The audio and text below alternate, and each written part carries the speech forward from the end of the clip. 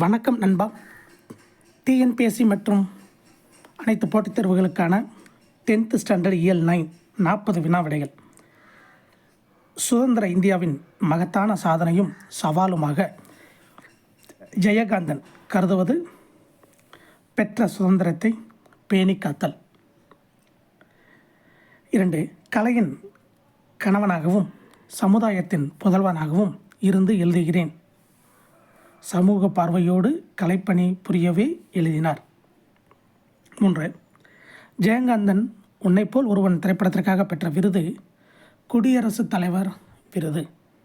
4. ஜெயகாந்தனின் சாகித்ய அகாடமி விருது பெற்ற புதினம் சில நேரங்களில் சில மனிதர்கள். 5. நேர்கொண்ட ஆனால் வித்தியாசமான பார்வை, நிலத்தில் யாருக்கும் அஞ்சாத நெறிகள், நிமிர்ந்த நாண செருக்கு, கம்பீரமான குரல், வளமான புதுமையான வாழ்க்கை சித்தரிப்புகள் இவைகள்தாம் ஜெயகாந்தன் என்று கூறியவர் கா. செல்லப்பன். 6. ஒரு தேசத்தின், ஒரு நாகரிகத்தின், ஒரு காலத்தின், ஒரு வளர்ச்சியின், ஒரு வாழ்க்கையின் உரைகள் இலக்கியம் என்று கூறியவர் ஜெயகாந்தன். 7. எண்ணமும் எழுத்தும் உயர்ந்திருக்கும் ஏழை கண்ணீரும் பாடலிலே கலந்திருக்கும் பண்ணொடு சந்தமும் பாய்ந்து வரும் பழைய மண்ணின் வாடையும் சேர்ந்து வரும் என்ற ஜெயகாந்தனால் பாராட்டப்பெற்றவர் பட்டுக்கோட்டை கல்யாண சுந்தரம். 8. என்னை பொறுத்தவரையில் எழுத்தாளனுக்கு அவனுடைய படைப்புகளுக்கு அடிப்படையாக அமைய வேண்டியது மனித வாழ்வின் பிரச்சனைகளே என்று கூறியவர் ஜெயகாந்தன். 9. சிறுகதை மன்னன் என அழைக்கப்படுபவர் ஜெயகாந்தன். ஜெயகாந்தன் தர்க்கத்திற்கு அப்பால் சிறுகதை அமைந்த தொகுப்பு யுக சந்தி. இவள் தலையிலே எழுதியதோ கற்காலம்தான். எப்போதும் இவ்வடிகளில் கற்காலம் என்பது தலையில் கல் சுமப்பது. கவிஞர் நாகூர் ரூமியின் இயற்பெயர் முகமது ரபி. கப்பலுக்கு போன மச்சான் எனும் நாவலை எழுதியவர் முகமது ரபி. மனச்சுமையில் செங்கற்கள் அறியாது சித்தாள். பூக்கையை குவித்து பூவே புரிவோடு காக்க என்று டேஸ் டேஸ் வேண்டினார் கருணையன் எலிசபெத்துக்காக. கிறிஸ்துவிற்கு முன் தோன்றியவர் திருமுழுக்கு யோவான். திருமுழுக்கு யோவானுக்கு வீரமா முனிவர் தன் காப்பியத்தில் இட்ட பெயர் கருணையன். கருணையன் தாயார் யார்? எலிசபெத்.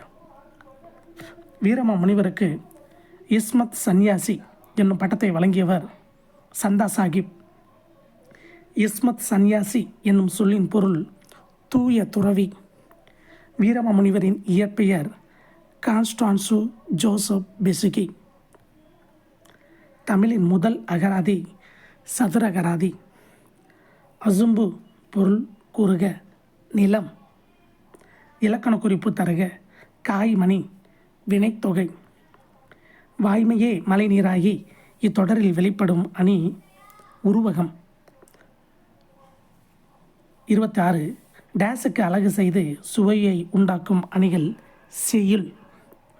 இயல்பாய் நிகழும் நிகழ்ச்சியின் மீது கவிஞர் தன் குறிப்பை ஏற்று கூறுவது தற்குறிப்பேற்றணி. தீவகம் என்னும் சொல்லின் பொருள் விளக்கு. ஒரு இடத்தில் நின்ற சொல் செய்யுளின் பல இடங்களிலும் உள்ள சொற்களோடு பொருந்தி பொருள் தருவது தீவக அணி.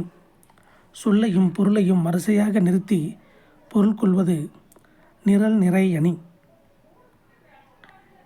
எவ்வகைப்பட்ட பொருளாக இருந்தாலும் இயற்கையில் அமைந்த அதன் உண்மையான இயல்புத்தன்மை அமையப்பாடுவது தன்மையணி. வீரமா முனிவர் சந்தா சாஹிப் என்ற மன்னனிடம் உரையாடுவதற்கு கற்றுக்கொண்ட மொழி உருது. தேம்பா ப்ளஸ் அணி, தேன் ப்ளஸ் பா ப்ளஸ் அணி முறையே டேஸ் டேஸ் என்பது அதன் பொருளாகும். வாடாத மாலை தேன் போன்ற பாடல்களின் தொகுப்பு. தேம்பாவணி நூலின் ஆசிரியர் வீரமா முனிவர். தேம்பாவணி நூலின் பாட்டுடை தலைவன் சூசையப்பர். கீழ்காண்பவற்றுள் பொருந்தாதது எது? கிருத்து. தேம்பாவணி நூலின் காண்டம், படலம், காதை முறையே 336 3615 ஆகும். தேம்பாவணி படைக்கப்பட்ட ஆண்டு 17ஆம் நூற்றாண்டு. கீழ் காண்பவற்றுள் பொருந்தாதது எது? இயேசு காவியம்.